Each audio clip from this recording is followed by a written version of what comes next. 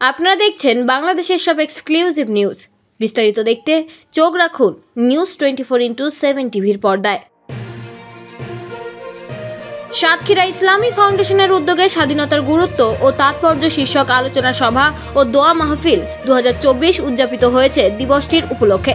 সকাল 8টায় ইফার্ট জেলা কার্যালয়ে খতমে কোরআন ও সকাল 11টায় আলোচনা ও দোয়া মাহফিলের আয়োজন করা হয়। এতে সভাপতিত্ব করেন ইফার্ট জেলা কার্যালয়ের উপপরিচালক জনাব মোহাম্মদ মেহেদি হাসান।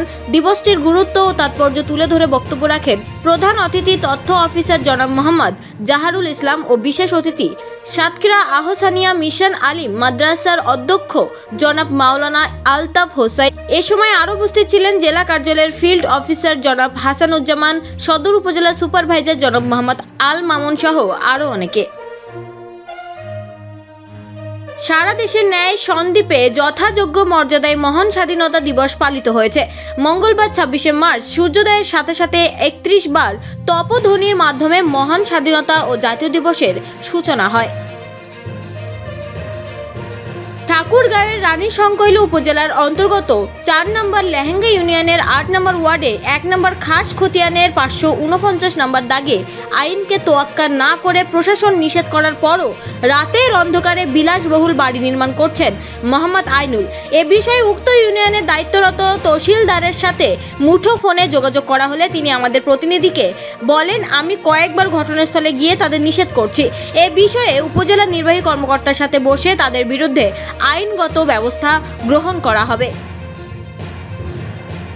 26শে মার্চ মহান স্বাধীনতা দিবস উপলক্ষে সারা দেশের ন্যায় পালিত হচ্ছে গাইবান্ধা সদর উপজেলা 11 নম্বর গিদারি ইউনিয়ন 6 নম্বর ওয়ার্ড কাউন্সিল বাজার। আজ মঙ্গলবার সূর্যোদয়ের সাথে সাথে ছাত্রলীগ, স্বেচ্ছাসেবক লীগ, মেধা বিকাশ কিন্ডারগার্টেন ও বজরত উল্লাহ শিশু নিকেতন স্কুল, জ্ঞানগৃহ কিন্ডারগার্টেন সহ বিভিন্ন পেশার অঙ্গ সংগঠনের নেতাকর্মীরা দিবসটি যথাযথভাবে পালন করেন ও পুষ্পমালা অর্পণ করে জাতীয় গিদারি শহীদ মিনারে শহীদের প্রতি শ্রদ্ধা জানানো হয়।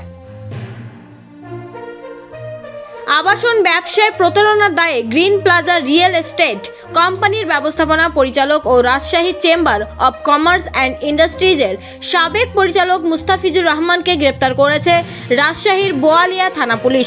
রাজশাহী মহানগরীর বহরমপুর এলাকার বাসিন্দা এজাজুল হক ফ্ল্যাট বুকিং দেওয়ার পর ওই ফ্ল্যাটটি প্রতারণামূলকভাবে অন্য ব্যক্তির কাছে বিক্রি করার অভিযোগে দায়ের করা মামলায় গ্রেপ্তার করা হয় মোস্তাফিজুর রহমানকে। পুলিশ জানায়, গ্রেপ্তার মোস্তাফিজুর রহমানের বিরুদ্ধে আবাসন ব্যবসা নামে প্রতারণার বেশ কিছু অভিযোগ রয়েছে।